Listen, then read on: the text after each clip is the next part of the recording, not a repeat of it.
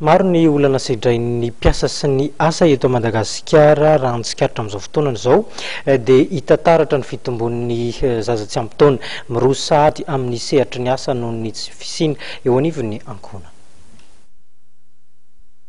Maro ny olana hita amin'ny tontolon'ny asa eto Madagasikara araka nambarany teo anivon'ny birao iraisam-pirenena momba ny asa tsy maraka ny totra sy ny tanady amin'ity sehatra ity.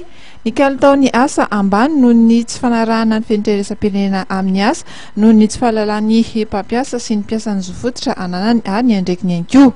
Enisan'ny zaton'ny asa eto Madagasikara ihany manaraka ny fenitra ary moderna ampiasa 7 manao asa tsy mifanaraka amin'ny fari-pahaizany. Mahatratra 2.3 tapitrisa kosa ny ankizy tafiditra ao anatin'ny sehatry ny asa eto amintsika.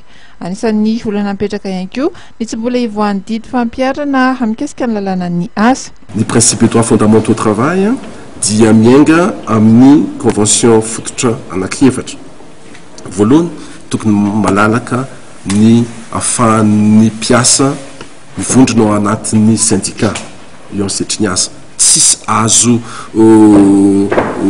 bedesina amin'izany ny olona hoe rehefa tia misy liberté d'association, liberté de syndicalisation, zavatra anankiray fototra zany, zo fototra zany. Ny zo fototra faharoa dia ny hoe tsy azo atao mampiasa ankizy. Izay no mahatonga isika ny Madagasikara manana drafim-pirenena mihitsy mba atao hiadina amin'izany hoe fampiasana ankizy tsy ampy taona zany. Ny fahatelo tsy azo atao ny fanavakavahana amin'ny sehatry ny asa. Zany hoe lutte contre la discrimination.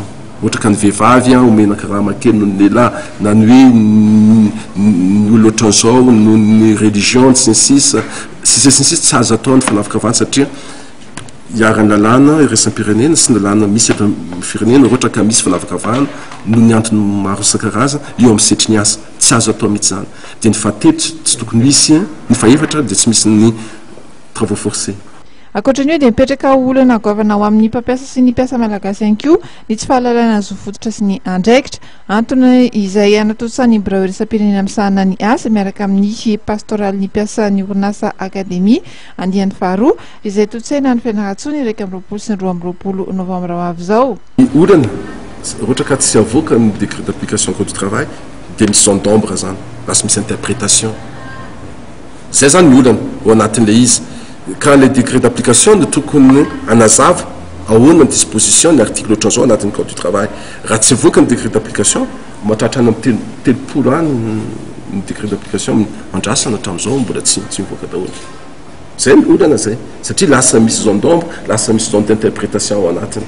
Kanefa zay idirako amin'ilay fanontaniana faharoa, rehefa misy zone d'ombre, zone d'interprétation zay dia ny lalàna zany lasa tsy dikantsony le code du travail satria lasa litige de travail foana zany no movitra ao anatin'ny sehatry ny asa dia ny olana ao anatin'izay dia ny hoe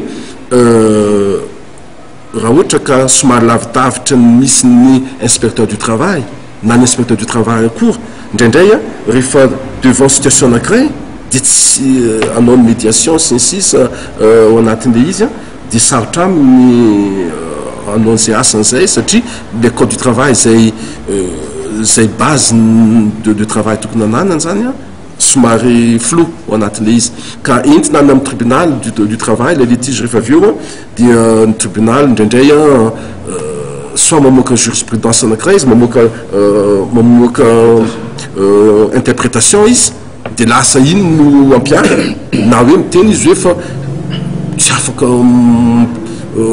traité an'ilay cas satria y a un vide juridique ao anatiny. Ny tanora ny tena kendrena ao anatin'ny fanentanana izay totsaina amin'ity hetsika akademia andiany faharoa ity tanterahana ny fianaratsoa ka ny loha hevitra voizina amin'ity taona ity dia ny hoe tanora mahafantatra ny zony antoky ny asa mendrika ho azy.